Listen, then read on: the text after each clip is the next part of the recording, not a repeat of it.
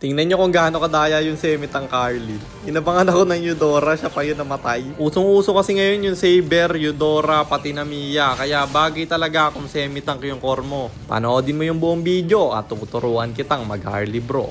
Teka, baka kilala mo lang ako. Lagi kang nanonood pero hindi ka pala nakapollow sa page. I-follow mo na yan. Isa lang. Ayaw pa. So ayon, nandito na tayo sa pang-815 araw ng isang game kada araw. Digmaan na!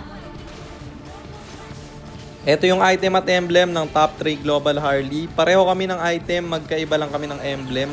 Binago ko guys kasi comfort ko yung assassin dahil sa penetration pati sa movement speed niya. Kung gusto nyo mag-mage emblem na rin din kayo. Basta kung ano yung bagay sa playstyle nyo, yun yung gamitin nyo. I-try nyo pareho kung ano yung mas okay, yun yung inyong gamitin. At baka pala nagtataka kayo na bakit naka-Harley ako. Kasi guys, wala si Ken, yung roamer. Wala rin si Kirby, yung core. Kaya si Boyson yung isa natin. At gold lane siya guys, hindi ako pwedeng mag-gold. Kaya ako yung nag-core dito. And after ng content na to, i-comment nyo sa baba kung mas gusto nyo mag-Harley spam ako or babalik pa rin tayo sa Mia. Pag-usapan na natin kung paano nga ba mag-Harley. May dalawang type ako ng Harley guys. Yung isa damage at yung isa semi-tank. Sa damage guys, naka-flame retry ako doon. Kasi yung bloody guys, masakit yan kapag mas makapal yung HP mo. Eh kapag naka-damage ka, wala ka namang HP item doon. Dito kasi guys, semi-tank tayo. May HP yung concentrated energy. Meron ring HP yung brute force. Kaya pwede ka talagang mag-bloody retry. Tingin ko yun rin yung dahilan kung bakit nauuso yung mga semi-tank ngayon dahil sa bloody retry.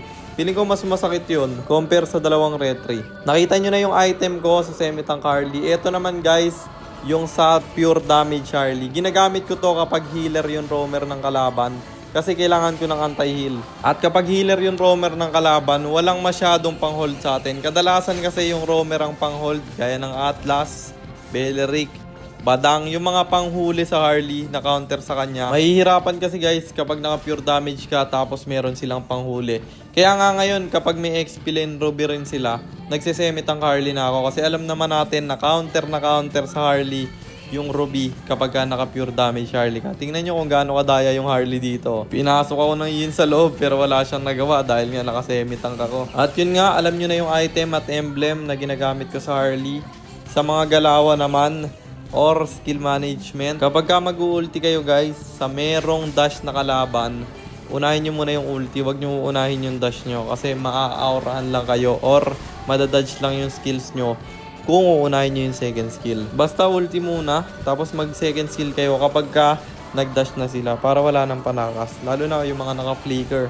Kahit kasi maitama mo yung ulti mo pero hindi tumama yung first skill mo, hindi mo mapapatay yung kalaban. Kaya kailangan tatama pareho yan. Gaya nyan, ulti muna, sabay second skill. Pwede rin, normalin nyo muna bago kayo mag-first skill.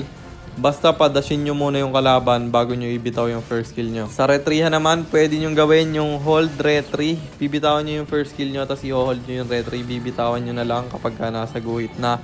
Or yung biglaan. Ang ginagawa ko guys, ina-adjust ko ng 500. Kunyari, 2.7 yung damage ng retry ko, di ba? Kapag 3 na lang yung buhay ng turtle or ng lord, magpa-first skill retry na ako. Ginagawa ko yun kapag missing yung core ng kalaban. Pero pag kita ko naman siya, hold retry yung ginagawa ko. Kaya nyo sabayan yan guys. Depende na lang rin kung saan kayo sanay. I-try nyo pareho. Tapos tingin ko guys, mas maraming advantage yung semi-tank Harley ngayon. Lalo sa meta ngayon guys. Kaya kung papapiliin ako kung semi-tank Harley or yung damage Harley, mas pipiliin ko na yung semi-tank guys. Kaya i-try nyo na rin pareho, comment nyo sa baba kung alin yung mas bagay sa inyo. Masyadong humaba ating daldalan, hindi na natin namalayan na natapos na pala yung laban, kaya panalo na naman tayo. And ang standing na natin ay 703, 112, 703 wins, and 112 losses. At para naman sa mga bago lang at hindi pa nakakaalam, ang ginagawa po nating content tuwing 9 PM ay 1 game per day. Trio rank game. At ang goal natin sa content natin na to ay mag 100 win streak bro. With 15 win streak na tayo guys. Kaya 85 na lang. 100 win streak na. Yun lang. Sana meron kayo natutunan. Kung meron man, pakishare lang. Then after nyo i-share, mag-comment rin kayo na pa-shoutout para ma-shoutout ko kayo sa mga next nating content. At i-comment nyo na rin ang inyong mga katanungan kasi baka malay mo sa next nating content comment mo naman ang mapili ko. At para naman sa mga gustong magpapilot ng ML account, mag-PM lang kayo. Nagre-reply ako. At syempre, may bayad yon. Kahit hanggang anong rank, pwede nyo ipapilot kahit anong hero. Pwede nyo ipaspam basta may additional payment pag magpapaspam kayo ng hero.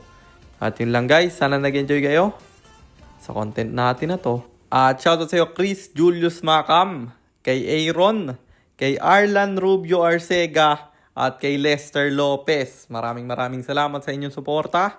Mag-iingat kayo palagi. God bless! Paalam!